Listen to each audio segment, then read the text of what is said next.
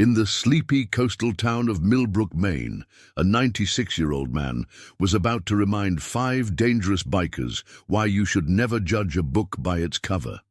Walter "Iron Hands" Harrison appeared to be just another elderly veteran enjoying his retirement until the day the Iron Wolves motorcycle gang rolled into town and everything changed.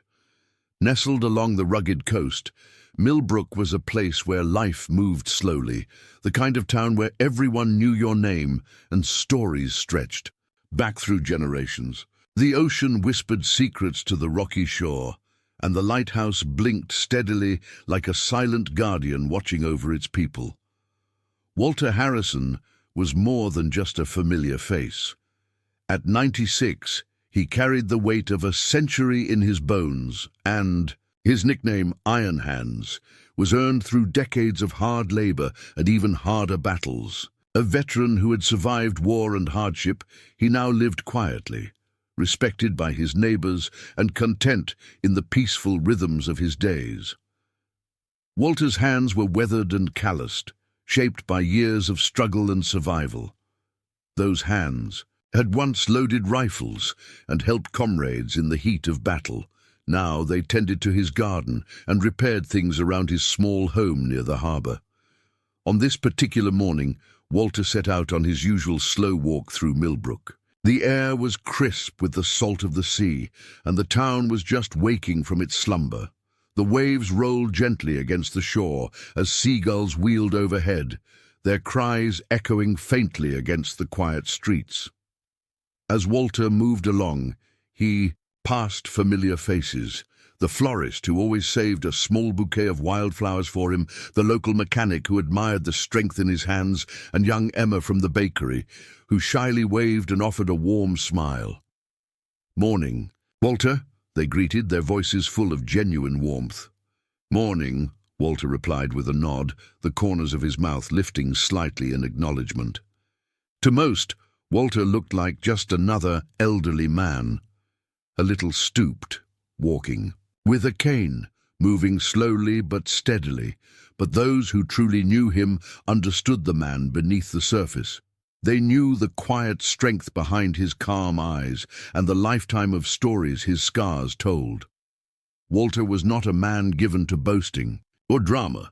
He preferred silence, dignity, and the steady comfort of routine. But there was a fire that still burned within him, a fire forged in the crucible of war and tempered by decades of endurance. Millbrook's peace was sacred to Walter. It was a place where he had found refuge after years of conflict and hardship. But peace, he also knew, could be fragile. Like the flickering flame of a candle in a draught, it could be snuffed out in an instant by reckless hands. As Walter approached the old park bench near the harbor, he paused for a moment. This bench had been a silent witness to countless stories over the years. It was here that fishermen shared tales, children chased seagulls, and lovers stole quiet moments. For Walter, it was a place of reflection and remembrance. He thought back to the long years gone by, the friends lost, the battles fought, the promises made in the darkness of war. Though those days were behind him, their lessons stayed with him: respect, resilience, and the unyielding will to stand firm against any threat. This morning, however, something was different. A ripple of unease stirred beneath the town's surface. The kind of feeling that told Walter deep down that this day would not be like any other, and he was right. The peaceful rhythm of Millbrook was shattered one bright afternoon by a distant thunderous roar. The sound rolled through the streets, shaking windows and stirring restless dogs. 5 motorcycles tore through the town like a violent storm, their engines growling and echoing off the weathered clapboard houses. The Iron Wolves motorcycle gang had arrived. Known far beyond the borders of small towns like Millbrook, the Iron Wolves were infamous for their ruthless ways and fierce reputation. Their members were men carved from hard lives, faces etched with scars, skin inked with stories in the form of tattoos, eyes cold and unyielding. Wherever they went, they brought with them a wave of tension and fear. To the people of Millbrook, Their arrival was like a crack in the town's peaceful surface, a sudden intrusion of chaos into a world that rarely knew anything but calm. As the motorcycles rolled down Main Street, the townsfolk stopped their daily chores and whispered nervously from behind curtains and cracked doors. Jackson Steele Reed, the gang's leader, was a towering figure who seemed to command both respect and fear without effort. His leather jacket bore the Iron Wolf's emblem, a snarling wolf set against crossed axes, a symbol of menace and defiance. Steele's sharp eyes scanned the town with the confidence of a man used to having his way. As the group cruised into the heart of Millbrook, engines roaring like wild beasts, they pulled up in front of Maggie's Diner, the town's gathering place. Their arrival felt like an invasion, loud, brazen, and unapologetically aggressive. Without hesitation, the bikers dismounted, their heavy boots thudding on the pavement as they swaggered toward the diner's door. They pushed inside, the heavy scent of gasoline and smoke trailing behind them like a dark cloud. The diners inside froze. Conversations halted mid-sentence, eyes widening in shock and unease. The Iron Wolves claimed a large section of the diner, shoving tables aside and laughing loudly, their voices rough and full of challenge. The sudden uproar unsettled the regulars, many of whom had lived in Millbrook for decades, unused to such open displays of hostility. Walter Harrison entered quietly, his steps measured but firm. He observed the newcomers with calm eyes that held a lifetime of experience.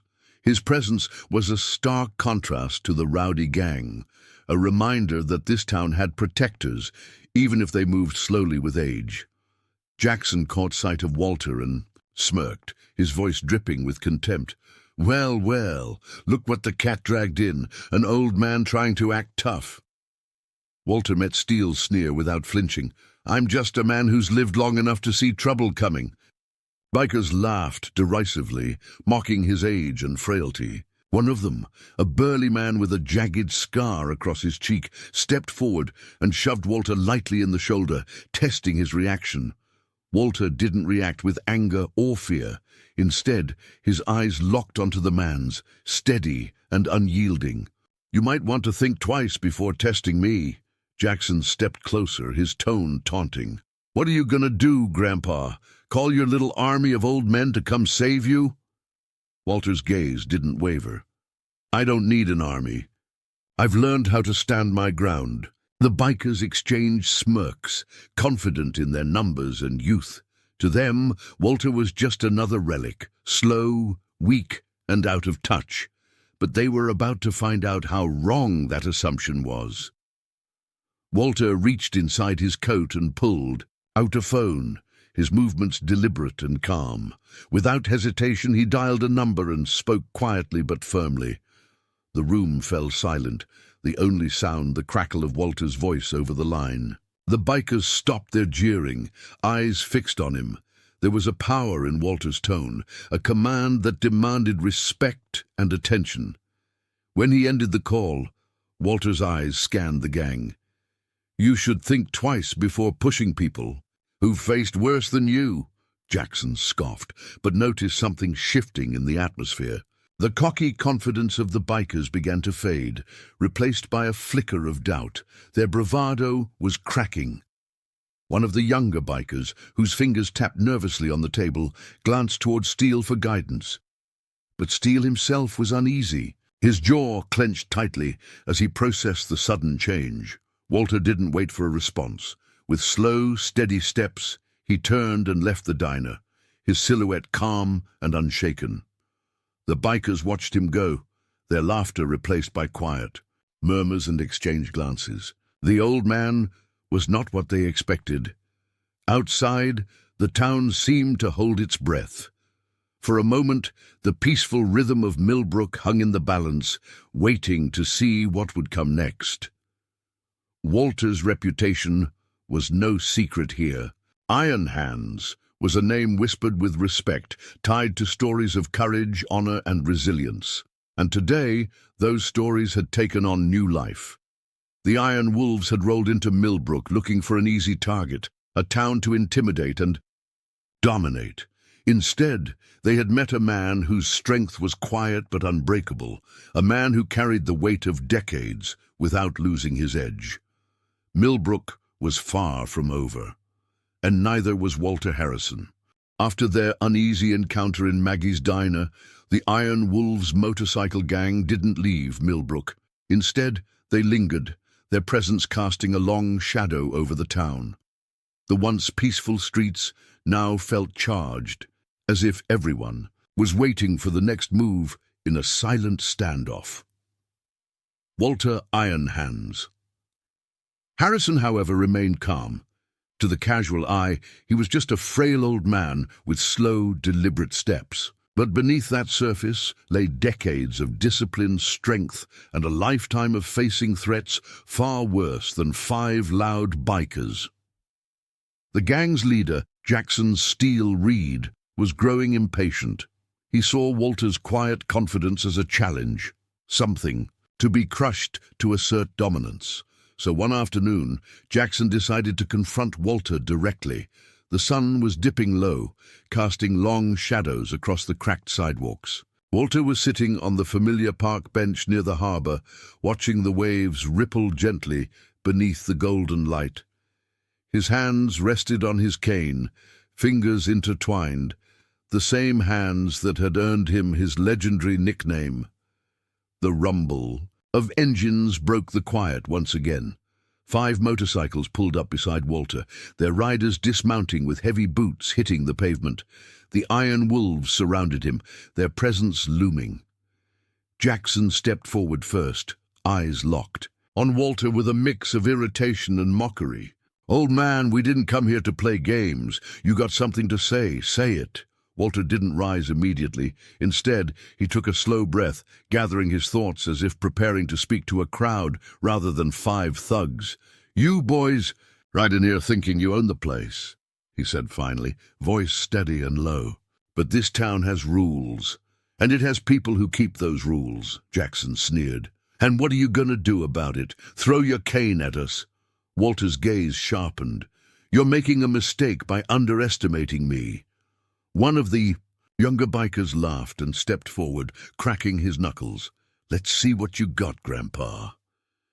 Walter stood slowly, every movement deliberate. His eyes locked on the biker with unwavering focus. Then, without warning, Walter pulled out his phone. The suddenness of the action caught everyone off guard. He pressed a number and spoke quietly but firmly into the receiver. "Yeah, it's me. 5 at the harbor. They're stirring up trouble again." The silence was heavy as the bikers watched, their expressions shifting from amusement to confusion and then to unease. Walter ended the call and looked back at them with a calm intensity that seemed to fill the space between them. "You boys should understand something," he said. "This town is under protection, protection that runs deeper than you know. You might want to think twice before pushing your luck." Jackson's face tightened. The bravado was fading fast. He glanced at his gang, noticing the sudden shift in their demeanor. They were no longer the cocky, fearless riders who had stormed into town. Walter's nickname, Iron Hands, was more than a name. It was a legacy, a symbol of battles fought and won, of a man who had survived the worst and come out stronger. One of the bikers whispered something to Jackson. The leader nodded grimly and stepped back.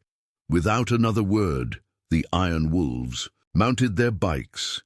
The engines roared to life, but this time there was no swagger, only a reluctant acknowledgement that they had met a force greater than expected. As they sped away down the road, the tension in the air slowly lifted. Walter remained on the bench for a moment longer, gazing out at the horizon. The ocean waves shimmered in the fading light, carrying away the echoes of confrontation. The town of Millbrook breathed easier, knowing that one of its oldest and strongest protectors had once again stood firm. And Walter Harrison, he had reminded everyone that courage and strength don't always come in loud packages. Sometimes they come quietly, from a man with iron hands and a heart that refused to back down. The Iron Wolves had left Millbrook that evening, with a roar of engines fading into the distance, but the impact of their visit lingered long after. The town felt different now, charged with a quiet energy, as if it had just witnessed something important, something almost forgotten. Walter Ironhands. Harrison stood outside his modest home, watching the sun dip below the horizon. The sky was painted in streaks of orange and violet, casting a warm glow over the rocky coastline. He inhaled deeply, the salty air filling his lungs, steadying his mind. The confrontation had been brief, yet it had changed everything. For years, Walter had lived quietly, keeping his past locked away like a treasure buried deep beneath the surface. Few knew the full story behind his nickname, the countless battles fought across foreign lands, the comrades lost, and the sacrifices made. He never sought recognition or glory. Respect, to him, was earned through action, not words. But the Iron Wolves had forced his hand. Their arrival had threatened the peace of a town that had long been his sanctuary. Their disrespect was not just a challenge to Walter, but an insult to the community that had embraced him and others like him, men and women shaped by history, who carried lessons of honor and resilience. Now, as the evening breeze tugged gently at his coat, Walter knew that something had shifted in Millbrook's spirit. Word of the encounter spread quickly. At Maggie's diner, at the harbor, and in the small shops lining the main street, the story was told and retold with awe and pride. The old man with iron hands had stood his ground and won. Neighbors, who had once quietly admired Walter now, looked at him with new respect, their eyes reflecting a deeper understanding. Children who had only heard whispers of war and valor now saw the living proof in the man who walked their streets. Walter's calm courage had become a beacon. But for Walter, the day's events were less about pride and more about principle. He understood the fragility of peace and the importance of standing up for what was right, no matter the cost. That evening, Walter received a call from an unexpected source. It was Chief Daniels, the head of Millbrook's small but dedicated police force. "Walter," the chief began, voice steady but carrying a hint of relief, "I wanted to thank you. Your call earlier helped us prepare. The Iron Wolves might have caused serious trouble if you hadn't alerted us." Walter nodded quietly, even though the chief couldn't see him. "I just did what anyone who cares about this town would do." "No," Daniels replied firmly. "You did more than that. You reminded everyone here what it means to protect what's important." After the call, Walter sat back in his favorite chair, the weight of the day settling over him. He thought about the men who had come to Millbrook looking to intimidate and conquer. They had left with their heads lowered, their arrogance deflated. But Walter also thought about the lessons this encounter had taught the town. Respect was not something to be taken lightly. It was built over time, through actions, character, and the courage to face adversity without backing down. Millbrook's people understood this now better than ever.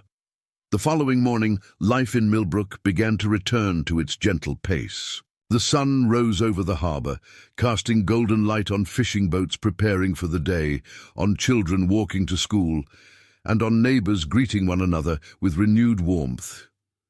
Walter, as always, took his morning walk by the shore. But today, a few familiar faces joined him, neighbors who wanted to walk alongside the man who had become a symbol of strength and honor. As they walked, Walter spoke quietly about the importance of community, standing firm and remembering the sacrifices of those who came before. His words resonated deeply. At Maggie's diner, the atmosphere was lighter, filled with laughter and conversation. The locals, young and old, shared stories, not just of Walter's courage, but of their own hopes and dreams for the town. Walter listened, occasionally offering a nod or a soft smile. He never sought the spotlight, but he understood the power of his presence. The Iron Wolves were gone, but their shadow served as a reminder. Peace was precious, and those who threatened it would be met with resolve. In the days that followed, Walter received visits from friends and strangers alike. Some brought flowers, others brought stories, but all came to pay respects to the man who had quietly defended their home.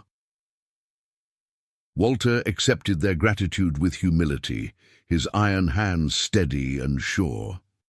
As the weeks turned to months, the story of the 96-year-old veteran who stood up to 5 bikers became a part of Millbrook's rich tapestry, a legend whispered with reverence and told around fires and dinner tables. But Walter never claimed the title of hero. To him, he was just a man who loved his town and knew how to protect it, and that was enough. One crisp autumn evening, as the leaves turned fiery red and gold, Walter sat by the harbour, watching the sun sink below the horizon. The sea was calm, the breeze gentle. He thought of the past, of the battles and hardships, but also of the peace he had fought to preserve. In the quiet of the fading light, Walter Iron Hands Harrison smiled, because true strength was not about fighting battles or winning wars. It was about standing firm when it mattered most, protecting what you loved, and earning respect through every action. And in Millbrook, his legacy was now secure. In the quiet streets of Millbrook, a lesson was learned. True strength doesn't come from muscle or numbers, but from heart and honor. Walter Iron Hands Harrison showed that even at 96, courage can move mountains. The Iron Wolves rode away, humbled and changed, reminded that respect is earned, not demanded. And for the people of this small town, Walter became more than a veteran. He became a symbol of unwavering spirit. His legacy will live on, a reminder to never judge a book by its cover, because sometimes the fiercest battles are won in silence.